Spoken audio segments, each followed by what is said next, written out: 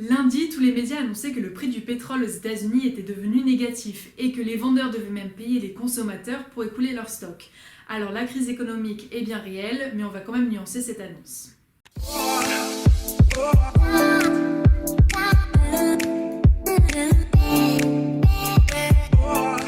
Comme vous pouvez l'imaginer, des dizaines de caricatures ont traité ce sujet. Alors j'en ai finalement sélectionné une qui semble le mieux illustrer les titres des médias, et je précise bien des médias car la réalité est tout de même légèrement différente. Ici, un conducteur fait le plein de sa voiture et le vendeur se met à ses genoux pour le supplier d'acheter un maximum d'essence et va même jusqu'à le payer 50 $. Avant d'analyser les faits, il est important de clarifier les choses. Non, les conducteurs américains ne sont pas payés pour faire le plein, du moins pas encore.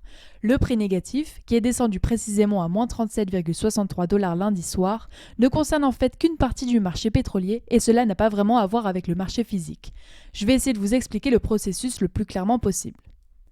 En fait, on a beau dire qu'il y a un marché international du pétrole brut, il en existe en réalité plusieurs. Et il y a notamment le Brent qui concerne la mer du Nord, mais surtout le WTI qui est le marché américain concerné ici. Il ne fonctionne pas sur un échange direct producteur-consommateur, mais intègre un marché de contrats papier. En gros, il y a les producteurs de pétrole qui ont donc une cargaison physique à vendre, puis des courtiers achètent en début de mois des contrats qu'ils cherchent à vendre à d'autres spéculateurs pour gagner la différence de prix. Le marché du mois de juin ou de juillet sont donc encore à ce jour des cotations papier. Et les contrats peuvent être revendus plusieurs fois, jusqu'au moment de la clôture, qui arrive généralement une quinzaine de jours avant la livraison. Donc au moment de cette clôture, les producteurs livrent dans tous les cas la production physique de pétrole au dernier détenteur du contrat. Mais voilà ce qu'il s'est passé. Avec la crise du coronavirus, la demande de pétrole de la part des particuliers a chuté d'environ 20 à 30%. La production a donc continué, alors qu'il y avait nettement moins de consommateurs, et cela a provoqué la quasi-saturation des capacités de stockage américaines.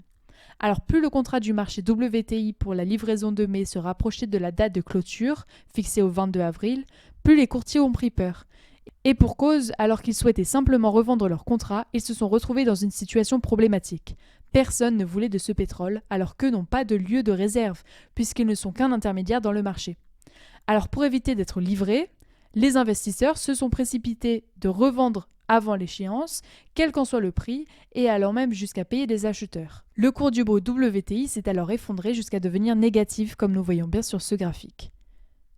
Ici, on voit bien que malgré certaines crises, jamais un prix aussi bas n'avait été enregistré. Pierre Endurant, gérant d'un influent hedge fund sur le pétrole, avait tout de même mis en garde les investisseurs lundi dernier sur Twitter. Des prix négatifs sont possibles, précisant toutefois qu'un tel phénomène serait éphémère. Et en effet, si on regarde le cours officiel du marché du pétrole, on remarque depuis une légère rehausse. Matt Smith de Clipper Data souligne d'ailleurs que c'est un peu trompeur de se focaliser sur le contrat de mai.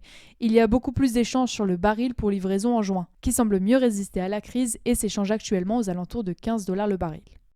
En attendant, le président des États-Unis, Donald Trump, a annoncé qu'il allait profiter de cette crise. And we're looking to put as much as 75 million barrels into the reserves themselves. Sur ce, je vous souhaite une bonne journée et une bonne santé.